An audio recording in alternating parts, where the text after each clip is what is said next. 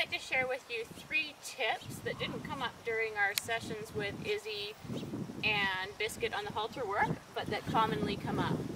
Tip number 1 being when you're doing the forward motion in the beginning dance. I usually let the rope get a little longer than it was when I backed them up. And again, I keep my hand at the side so I'm not pulling them forward, but rather walking forward, and if they don't follow, they then hit the pressure of the line. So that's tip number 1.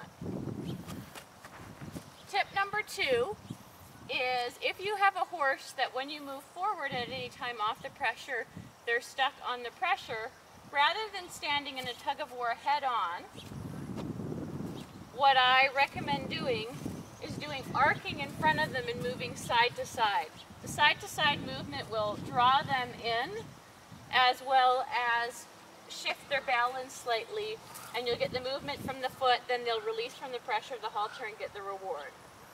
As Isabella's coming forward nicely, you're not really getting a good view of what that looks like, but just remember if they get stuck with the forward motion, arcing from side to side rather than getting in a head-on tug-of-war. And the last tip is about backing and controlling the direction of the back and the hind end.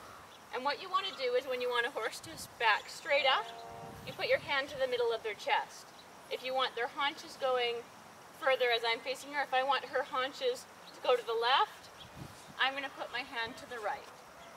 So like this, and just keeping my hand to the right until the haunches shift in the direction I want. And I'll move her forward again, and vice versa. If I want her haunches going this way, I'm going to place my hand to her shoulder on the other side. And back until they go that direction, and stop and give her a reward.